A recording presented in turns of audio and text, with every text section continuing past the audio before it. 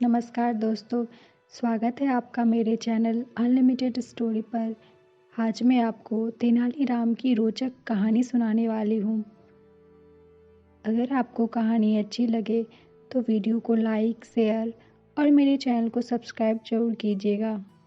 चलिए सुनते हैं आज की कहानी। विजयनगर में एक अपाहिज और गरीब ब्राह्मण रहता था। चूँकि वह पैरों से अपाहिज था, इसलिए उसकी रोजी रोटी का कोई ठिकाना ना था।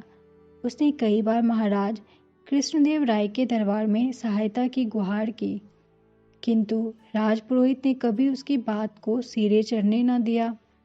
वह न जाने क्यों उसे जलता था। एक दिन किसी ने उसे सलाह दी कि तुम तेनालीराम के पास चले जाओ, वे तुम्हारे लिए अवश्य ही कुछ न कुछ करेंगे। तब साहस करके वह एक दिन तेनालीराम के पास जा पहुंचा और उसने पूरी बात बताई। तेनालीराम ने बड़ी गंभीरता से उसकी बात सुनी। क्षण भर कुछ सोचा, फिर उसके कान में कोई बात कहकर उसे विदा कर दिया। उस दिन महाराज नर्मदा नदी के तट पर महर्षि आश्रम जाने वाले थे, क्योंकि गुप्तचर की सूचना के अनुसार वहां कोई सिद्ध संत आने वाले थे। इस यात्रा पर तेनालीराम को भी जाना था। तेनालीराम इस यात्रा के लिए राजमहल जाने की तैयारी ही कर रहे थे कि वह अपाहिज ब्राह्मण आ गया। उसे विदा करके तेनालीराम घर से निकले तो उन्हें याद आया कि यात्रा के लिए पानी का प्रबंध उन्हें ही करना है, क्योंकि उन दिनों गर्मी का मौसम था और भीषण गर्मी पड़ रही थी। अतः पानी का प्रबंध करते हुए तेनालीराम राजमहल जा पहुंचे। उनके जाते ही काफिला चल पड़ा। आश्रम की दूरी लगभग 10 कोस थी। 5-6 कोस चलने के बाद महाराज ने पड़ाव डालने की आज्ञा दी। आमों के छायादार वृक्षों के नीचे पड़ाव डाला गया। सभी ने हाथ मुंह धोकर भोजन प्रारंभ किया। अभी भोजन चल ही रहा था कि न जाने कैसे पानी का घड़ा लुढ़क गया और देखते ही देखते पीने का सारा पानी बह गया। अब सभी परेशान, सभी के हाथ मुंह भोजन से सने थे। महाराज ने हुक्म दिया, फौरन पीने के पानी की तलाश की जाए। सारे सैनिक और दरबारी पानी की तलाश में इधर उधर फैल गए, मगर वहां दूर दूर तक पानी का नामो निशान भी न था।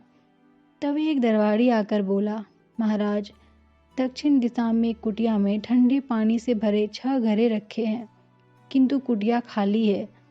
तो क्या हुआ? प्यास से बेचैन एक मंत्री ने कहा। सम्राट के लिए पानी कौन मना कर सकता है? अधिक होगा तो मूल्य चुका देंगे। मंत्री की बात से सभी सहमत हो गए। वे सभी कुटिया पर गए और हाथ मुंह धोकर पानी पीने ही लगे थे कि कुटिया का मालिक आ गया। पुरोहित ने उसे देखा तो चिढ़ गया। वह वही गरीब ब्राह्मण था जिसकी सहायता याचना पर राजपुरोहित अड़ंगे लगाता था। वह वहां आकर हाथ जोड़कर राज दरबारियों को पानी पीते देखता रहा। जब सब पानी पी चुके तो मंत्री ने उस गरीब ब्राह्मण से कहा, हमें प्यास लगी थी, आसपास कहीं पानी न मिला तो तुम्हारा पानी पी लिया। इसका जो मूल्य चाहो ले लो। बोलो, क्या मूल्य लोगे? गरीब ब्राह्मण कुछ बोलता उससे पहले ही राजपुरोहित बोला, इससे क्या पूछना, 2-4 टके दे दो।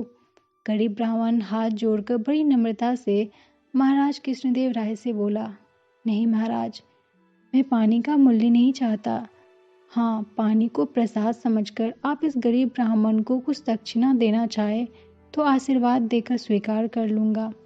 महाराज ने मुस्कुराकर तेनालीराम की ओर देखा। तब तेनालीराम ने कहा, यह गरीब ब्राह्मण ठीक ही कहता है महाराज। इस संकट की घड़ी में पानी का मिलना भगवान का प्रसाद मिलने के समान ही है। अतः प्रसाद की दक्षिणा भी राजकुल के अनुरूप ही होनी चाहिए। महाराज ने तुरंत गले से मणिमाला उतारकर गरीब ब्राह्मण को दे दी। पुरोहित कसमसा कर रह गया। मंद मुस्कान होठों पर बिखरे तेनालीराम राजपुरोहित को कुर्ते देखकर आनंदित हो रहे थे। तो दोस्तों, ये थी आज की कहानी। धन्यवाद।